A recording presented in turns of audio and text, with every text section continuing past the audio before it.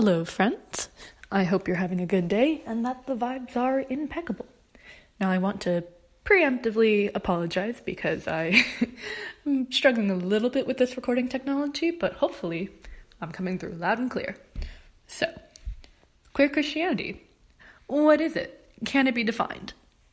That's very questionable. Most people would say, probably not. And most scholars would agree, but we're going to try anyway. So, let's start with queerness.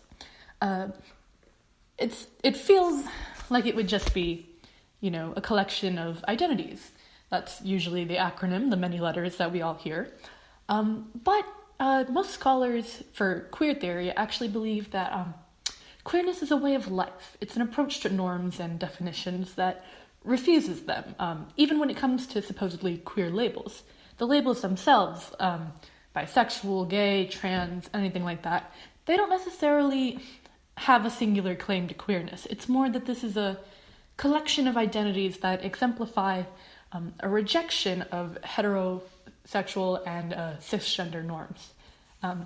So one of our theorists, Marshall, backs this up saying that queer is a way of examining processes that categorize people and actions as normal or abnormal. And a quote here, figures then can be queer because they self-identify under such an umbrella sign, or because they twist, turn, challenge, and reconfigure processes of naturalization and normalization.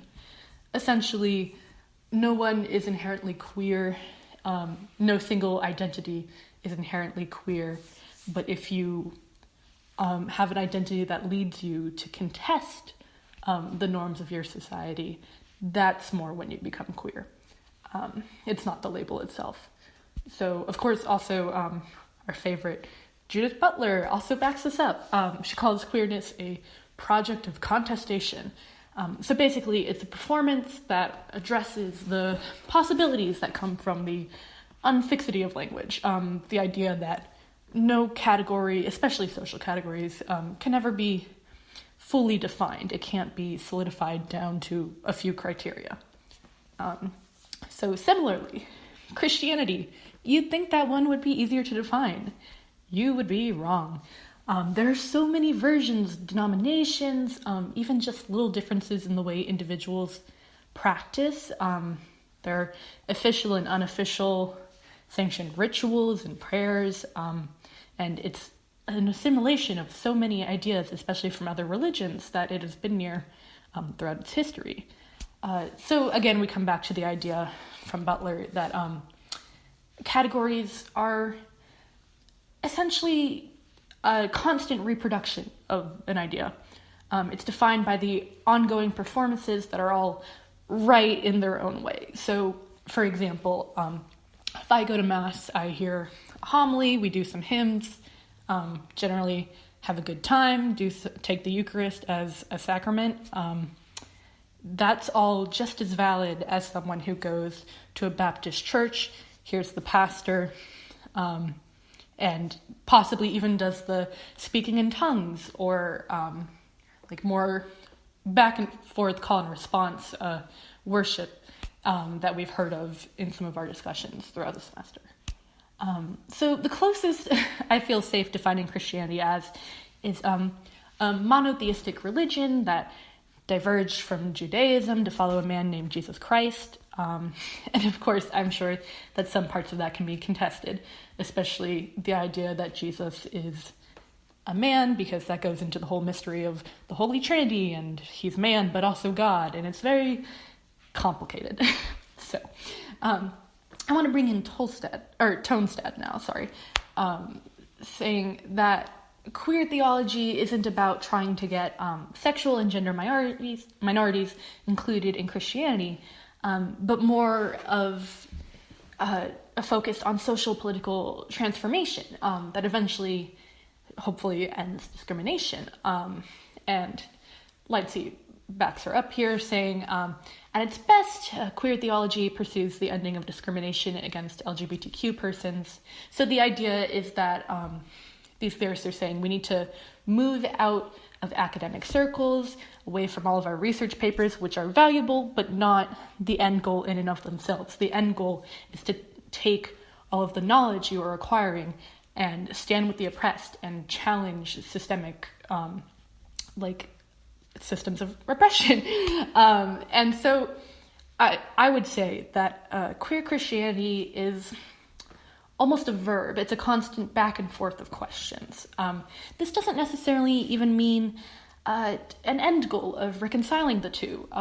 It's just an approach to religion that questions its norms while still acknowledging its power. For example, I listened to this this one podcast called Apocryphals. Yes, it's a pun. And the two hosts, they have this idea that they use. They use Robin Hood Reel versus Caesar Reel. And Robin Hood Reel is used to describe figures in the Bible that there's no documentation, there's no concrete historical evidence that they existed. But just like Jesus Christ, had a lot of influence on religion and the Bible and power structures. And just because we can't necessarily find clear evidence that they existed the way the Bible says they did, doesn't mean that they haven't had a true impact. So just noting the true influence messages and power structures have had from the Bible and on cultures, and from the cultures that they were surrounded with. They lived in the Middle East. There were real people there. So just acknowledging everything that comes from that while still questioning the Bible's authority and that of any individual Christian practitioner. This kind of came up in the book I just read for my book review, A Reappearing Act by Kate Fagan. I don't think it's clear in the end of the book if she remained both queer and Christian, but throughout the book, she uses both Christian arguments against doctrine as well as arguments and questions that she hears from atheists in her life. So essentially, we just need to define queer Christianity. I would say that it is resisting any normative definition of Christianity, refusing to let it be finalized and perhaps even stagnated.